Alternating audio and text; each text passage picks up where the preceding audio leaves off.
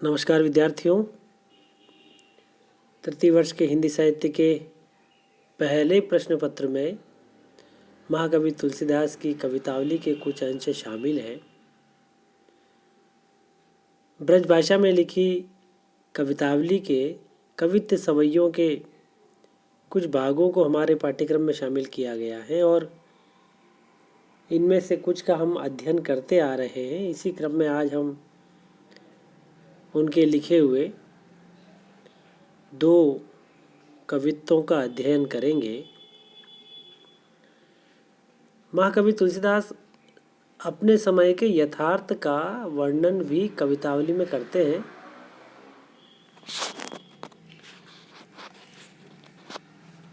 तुलसीदास के समय में जब विकट स्थितियां आई, उन्होंने गरीबी देखी, अकाल देखा, तो उसका वर्णन भी उन्होंने अपने काव्य में किया है।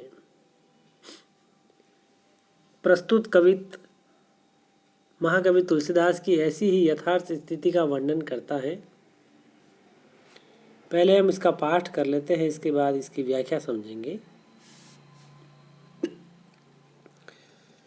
किस भी किसान कुल बनिक भिखारी भाट, चाकर चपल नट चोर चार चेट की, पेट को पढ़त गुण गढ़त चढ़त गिरी, अटत गहन गन अहन अखेट की, ऊंचे नीचे करम धर्म अधर्म करी, पेट ही को पचत बेचत बेटा बेट की, तुलसी बुझाई एक राम घन श्याम ही ते, आगी बढ़ भागी ते बड़ी है आग पेट की, तुलसी बुझाई एक राम घन श्याम ही ते, आगी बढ़ भागी ते बड़ी है आग पेट की।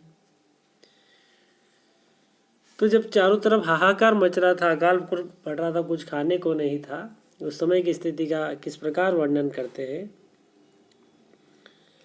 कि समाज के प्रत्येक वर्ग में उसमें भोजन नहीं प्राप्त करने के बाद की क्या स्थितियां पैदा होती है, उसका वर्णन कैसे करते हैं कि किसी भी किसान कुल, किसी भी यानी जो श्रमजीवी हैं, मजदूर हैं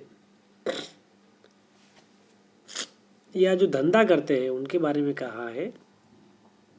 किस भी किसान कुल और खेती करने वालों का जो परिवार है वो बनिक भिखारी भाट, बनिक यानी बनिए, भिखारी जो भीख मांगते हैं, और भाट जो चारण भाट होते हैं, जो यश गाथा का गान करते हैं और अपनी जीविकोपार्जन करते हैं,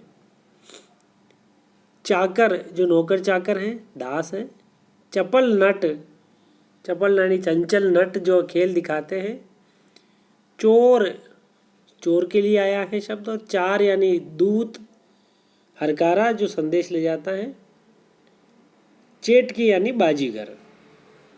तो इन सभी का नाम लेते हुए गिना करके कवि यह कहता है कि ये सभी लोग जो अपने अपने कार्यों में, अपने अपने धंधों में बड़े सिद्धहस्त हैं, वो अपना पेट भरने के लिए विभिन्न प्रकार के गुणों को सीख रहे हैं।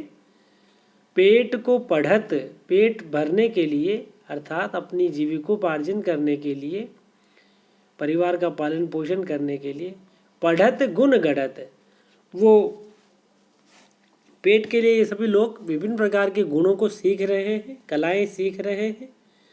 चढ़त गिरी, और पर्वतों पर जाते हैं, पर्वतों पर चढ़ते हैं शिकार की तलाश में। अटत गहन गन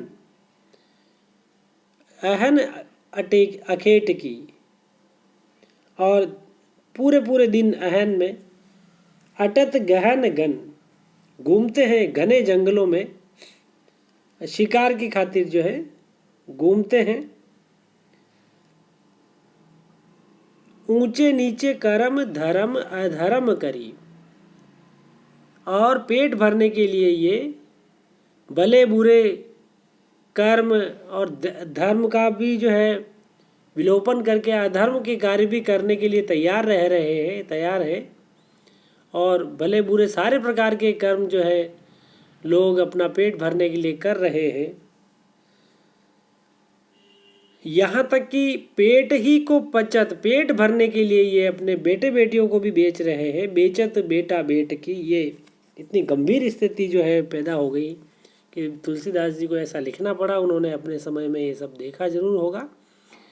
अब ऐसी स्थिति में तुलसीदास जी कहते हैं कि संसार के समस्त जो कर्म हैं वो पेट के ही निमित्त हैं, और ये पेट भरने के लिए सारे काम लोगों को करने पड़ रहे हैं। और पेट की जो आग है वो बड़वा अग्नि, जो समुद्र में लगने वाली जो आग है वड़वा नल, उससे भी जो है बड़ी होती है। और उस आग को पेट की आग को बुझाने के लिए केवल और केवल एक राम घन श्याम, राम रूपी बादल है ना, वो ही जो उनकी राम की कृपा अगर हो जाए तो व्यक्ति का पालन पोषण हो सकता है, जीविकोपार्जन हो सकता है।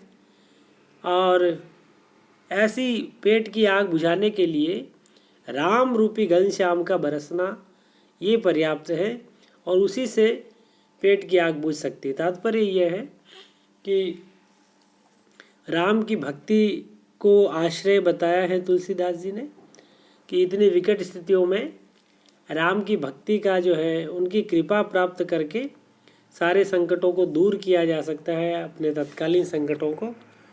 तो यहाँ पर तुलसीदास जी राम की महिमा और राम की कृपा का जो प्रभाव होता है उसका वर्णन यहाँ पर कर रहे हैं। तो यहाँ पर हम देखते हैं कि इसमें राम घनश्याम, तो रूपक अलंकार राम यहाँ देखने को मिलता है हमें, और ब्रज भाषा का सौंदर्य यथार्थ का वर्णन यहाँ पर कवि कर रहे हैं। आइए इसी संदर्भ का हम दूसरा कवित्व पढ़ते हैं कि अकाल की इस स्थिति में क्या राम की कृपा की महिमा किस प्रकार रहती थी लोगों पर, और उस राम नाम के राम की भक्ति के संबल से जो पीड़ित है, दुखी हैं, वो किस प्रकार अपने संकटों से निजात पाते हैं और कैसा उपाय बताते हैं तुलसीदास जी।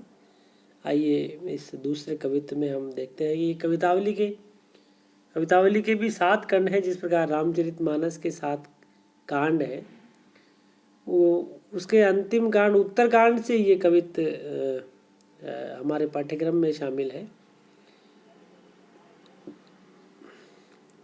कि खेती न किसान को, भिखारी को न भीख बली, बनिक को बनिजे न चाकर को चाकरी। खेती न किसान, भिखारी को न भीख बली, बनिक को बनिजे न चाकर को चाकरी। जीविका विहीन लोग सिद्धिमान सोच बस, कहे एक न सो कहाँ जाए का करी। जीविका विहीन लोग सिद्धिमान सोच बस, कहे एक न सो कहाँ जाए का करी। वेद हूँ पुराण कही लोक हूँ बिलोकियत, सांकरे सबे पे राम राव रे कृपा करी। वेद हूँ पुराण कहीं लोक हूँ बिलोकियत, सांकरे सबे पे राम राव रे कृपा करी। दारिद दसानन दबाई दुनि दीन बंधु, दूरित दहन देखी तुलसी हाहा करी। दारिद दसानन दबाई दुनि दीन बंधु, दूरित दहन देखी तुलसी हाहा करी। तो उस अकाल की स्थिति का, विषम स्थिति का, अपने समय के यथार्थ का वर्णन यहाँ पर कवि तुलसीदास जी करते हुए लिखते हैं कि अपने समय में उनको दिखाई देता है कि खेती न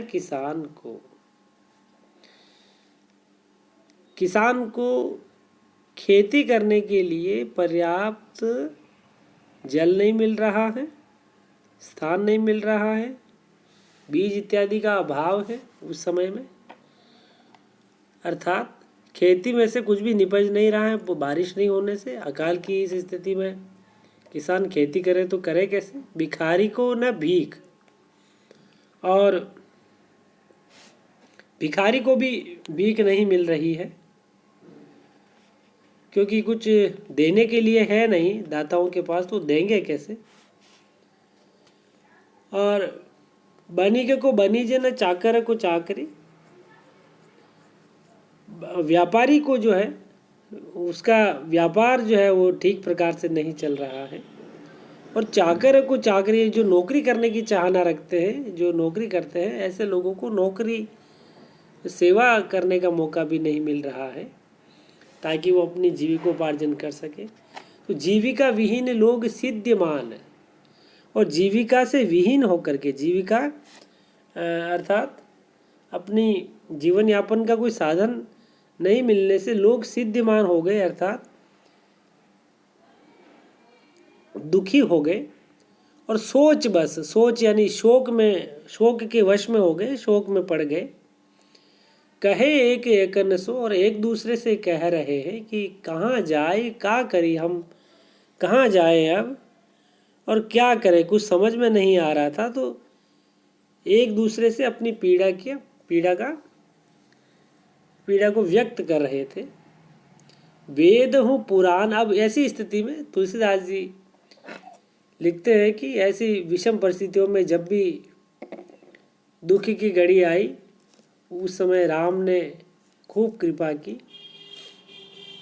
वेद हूँ पुराण कही लोकऊ बिलोकियत, तुलसीदास जी कहते हैं कि वेद और पुराणों में भी लिखा है, और वो भी कहते हैं, और संसार में भी देखा जाता है कि जब भी संकट का समय आता है, सांकरे सबे पे राम रे कृपा करी, कि जब भी संकट आता है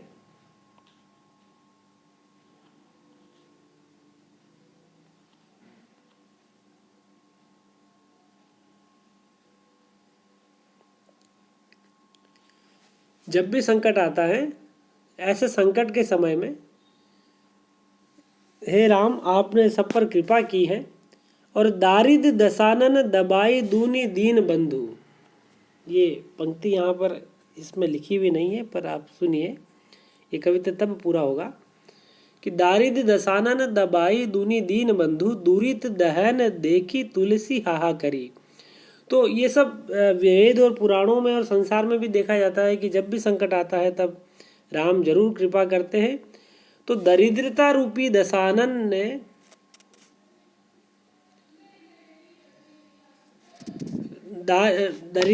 दरिद्रता यानी गरीबी रूपी रावण ने दबाई दूनी दीन बंधु, दुनिया को, संसार को अपने वश में कर लिया है, अपने प्रभाव में कर लिया है। तो दूरित दहन देखी तुलसी हाहा करी, तो पाप रूपी, दूरित यानी कहते हैं पाप, और पाप रूपी ज्वाला को देख करके तुलसीदास जी अब हाय हाय करने लगे हैं, अर्थात वो राम को पुकारने लगे हैं कि जिस प्रकार सीता का हरण करके रावण ले गया था, और सब प्रजा और जितने भी सज्जन व्यक्ति थे इस संसार में सब दुखी हो गए थे, उस समय दशानन का नाश किया था। तो आज भी गरीबी रूपी दशानन का नाश करने की आवश्यकता है। तो अपने समय की यथार्थ को तुलसीदास जी यहाँ पर व्यक्त करते हैं, और राम की कृपा से ये सब संकट से उबरने का यहाँ पर मार्ग भी दिखाते हैं। ये बड़ा सुंदर कवित छंद यहाँ पर ब्रज भाषा में भक्ति रस की व्यंजना करता हुआ जान पड़ता है। तो आपने ये दोनों कवित्त सुने, समझे, इसके लिए बहुत बहुत धन्यवाद।